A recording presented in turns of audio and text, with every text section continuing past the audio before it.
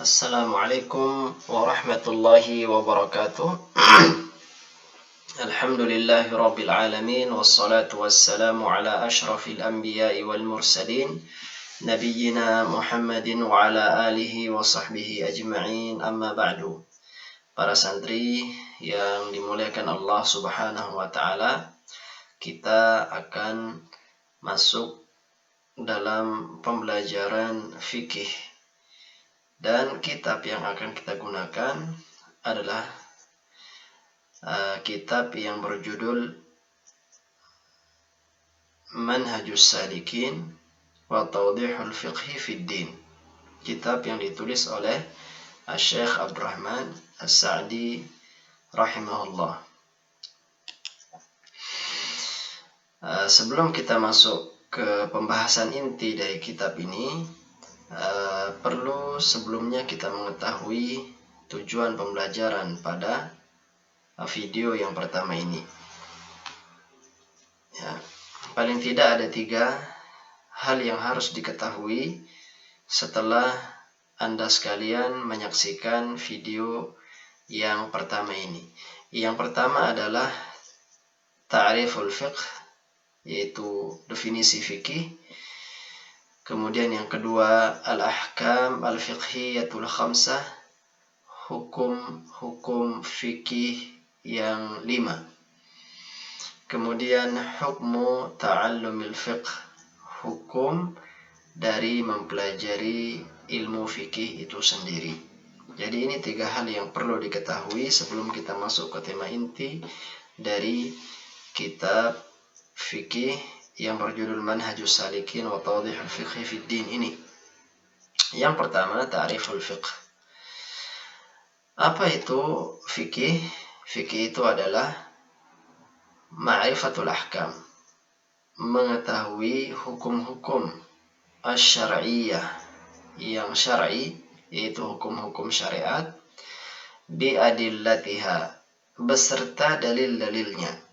Jadi mengetahui hukum yang ditopang oleh dalil. Apa saja dalil-dalil yang dijadikan sandaran untuk mengeluarkan hukum-hukum syar'i ini, yang biasa disebut dengan masadir al-ahkam asy-syar'iyyah, sumber hukum syar'i. Yang pertama, minal kitab, dari Al-Quran, was sunnah, dan dari hadis-hadis Rasulullah sallallahu alaihi wasallam, wal ijma', termasuk dalil hukum syar'i adalah ijma', yaitu kesepakatan para ulama tentang suatu perkara agama di mana mereka dalam suatu zaman menyepakati suatu hukum dari hukum-hukum tertentu dalam fikih, ya, dan tidak diketahui ada satu ulama atau 2 ulama yang menyelisihi konsensus atau kesepakatan mereka. Ini termasuk sumber hukum dalam Islam. Wal qiyasis sahih, dan yang bersumber dari qiyas sahih, yang bersumber dari analogi hukum yang benar. Ya, jadi itu makna fikih, ma'rifatul ahkami syar'iyyati bi'adillatiha minal kitabi was sunnati wal ijma'i wal qiyasis sahih, yaitu mengenal hukum-hukum syar'i, mengetahui hukum-hukum syar'i berdasarkan dalil-dalilnya dari Al-Quran, dari hadis Rasulullah sallallahu alaihi wasallam, dari ijma' dan dari qiyas yang sahih, qiyas yang benar. Kemudian itu pengertian fikih. Kemudian kita harus mengetahui hukum-hukum fikih itu apa saja, karena fikih tidak lepas dari yang namanya hukum. Dan dalam ilmu fikih, hukum itu dibagi menjadi 5. Yang pertama, al-wajib, yaitu wajib. Pengertian wajib adalah ma usiba fa'iluhu wa uqiba tarikuh, yaitu suatu perkara yang mana apabila dikerjakan maka pelakunya akan mendapatkan pahala, dan bila ditinggalkan akan mendapatkan dosa. Kemudian yang kedua, al-haram, haram, itu lawan dari wajib. Maksudnya, barang siapa yang mengerjakannya dia mendapatkan dosa dan diancam hukuman oleh Allah, dan barang siapa yang meninggalkannya maka ia akan mendapatkan pahala. Kemudian yang ketiga, al-makruh, sesuatu yang dibenci. Pengertiannya, ma'usiba tarikuhu, sesuatu yang diganjar pahala orang yang meninggalkannya, walam yu'aqab fa'iluhu, namun demikian orang yang melakukannya tidak diberi hukuman atau tidak mendapatkan dosa. Itu makruh. Kemudian yang kedua, al-masnun, atau yang biasa kita kenal dengan kata sunnah. Itu lawan dari makruh. Maksudnya adalah barang siapa yang mengerjakan maka dia mendapatkan pahala, dan barang siapa meninggalkan maka dia tidak terjatuh dalam perbuatan dosa. Yang terakhir, al-mubah, yaitu sesuatu wa huwa alladhi fi'luhu wa tarkuhu ala haddin sawa, yaitu suatu perbuatan yang mau ditinggalkan ataupun dikerjakan maka sama saja, tidak mengandung dosa. Nah, untuk lebih memperjelas kita perlu membawakan beberapa contoh dari hukum-hukum ini, ya. Contoh yang pertama untuk hukum wajib. Contohnya adalah as-salawatul khams wajibah. Salat 5 waktu itu hukumnya wajib. Tadi sudah dijelaskan bahwa yang namanya fikih itu adalah sesuatu yang adalah mengetahui hukum-hukum syar'i berdasarkan dalil. Demikian juga dalam penerapannya, kita di sini sampaikan beberapa penerapan atau beberapa contoh bahwa sholat 5 waktu itu wajib. Mana dalilnya? Dalilnya adalah sabda Rasulullah SAW, "Bunyal Islamu ala khamsin." Agama Islam itu dibangun di atas 5 fondasi.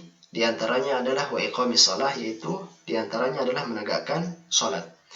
Kemudian hukum haram. Contohnya adalah aklul maitah haram. Memakan bangkai itu hukumnya haram. Mana dalilnya? Dalilnya adalah firman Allah Subhanahu wa taala, "Hurrimat 'alaikumul maitah." Telah diharamkan atas kalian memakan bangkai. Kemudian al-makruh, contoh makruh, aklus saum wal basal qabla adai as-shalah. Mengkonsumsi atau memakan bawang putih atau bawang merah sebelum melaksanakan sholat. Jadi memakan bawang putih atau bawang merah itu tidak berdosa.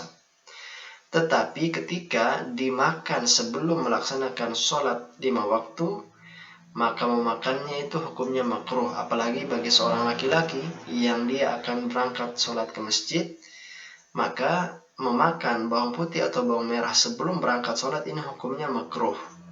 Mana dalilnya? Dalilnya adalah sabda Rasulullah SAW. Beliau mengatakan, "Man akala min hataini syajaratain fala yaqrabanna musallana." Barang siapa yang makan dari 2 tumbuhan ini, yaitu bawang putih atau bawang merah, maka jangan sekali-kali mereka mendekat dengan masjid-masjid kami. Para ulama mengatakan bahwa memakan bawang putih atau bawang merah sebelum melaksanakan sholat itu tidak haram, tetapi hanya makruh saja. Kemudian al-masnun atau sunnah, contohnya adalah rakaat al-fajri sunnah. Sholat sunnah, sholat 2 rakaat sebelum sholat subuh itu hukumnya sunnah. Mana dalilnya? Dalilnya adalah pernyataan Aisyah radhiyallahu taala anha. Beliau mengatakan, "Lam yakunin nabiyyu sallallahu alaihi wasallam ala syai'in minan nawafil ashadda ta'ahudan minhu ala rak'atay al-fajr." Beliau Aisyah radhiyallahu taala anha mengatakan, Nabi sallallahu alaihi wasallam tidak pernah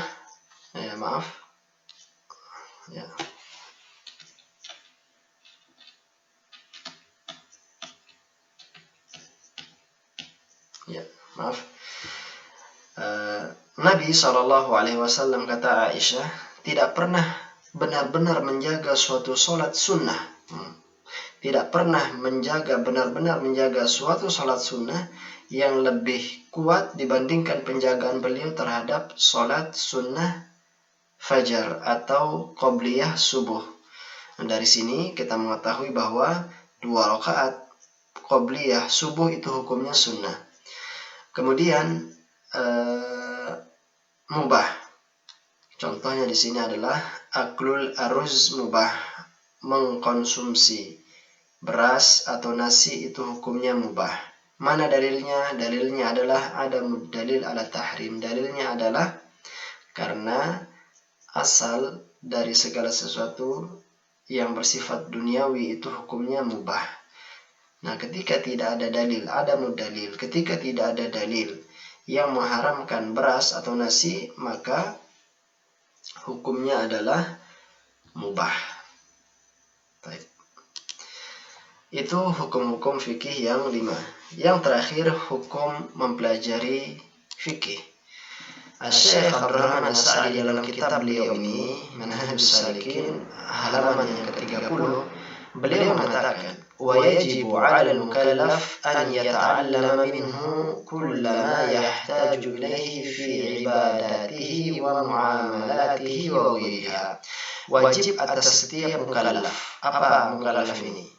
Maksudnya, mukallaf adalah setiap orang yang sudah terkena beban untuk melaksanakan syariat Islam. Ya, wajib atas setiap mukallaf untuk mempelajari agama, yaitu berupa hal-hal yang ia butuhkan dalam urusan ibadah, dalam urusan muamalat, dan dalam urusan lainnya. Qala sallallahu alaihi wasallam, mengapa hal ini wajib? Di sini penulis membawakan sebuah hadis Rasulullah sallallahu alaihi wasallam yang menunjukkan keutamaan mempelajari agama itu sendiri. Beliau mengatakan, man yuridillahu bihi khairan yufaqihuhu fid din. Barang siapa yang Allah Subhanahu wa taala kehendaki baginya kebaikan, maka Allah akan menjadikan dia faham dengan agama.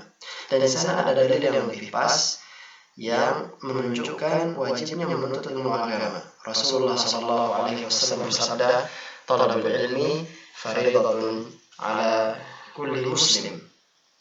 Menuntut ilmu agama itu wajib atas setiap muslim.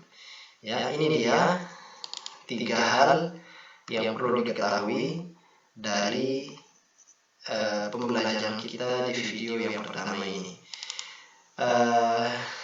Ada beberapa soal yang perlu dijawab dan harap menjawab soal ini, dan nomor HP atau nomor WA kami tulis di deskripsi. Silahkan di WA jawaban dari 4 pertanyaan ini. Yang pertama, uzkur masadirul ahkam asy-syar'iyyah. Sebutkan sumber-sumber hukum syar'i. Kemudian yang kedua, ma ta'riful makruh wa hati mithalan lahu. Sebutkan definisi dari al-makruh dan datangkan misal atau contoh untuk hukum makruh ini. Yang ketiga, ma hukmus sunan ar-ratibah. Apa hukum melaksanakan salat sunnah rawatib? Yang keempat, hal yajuzu tarku ta'allum al-fiqh. Apakah boleh meninggalkan belajar agama? Ini dia 4 soal yang harus kalian jawab. Silahkan mengirim jawaban ke nomor WA yang sudah ditulis di deskripsi.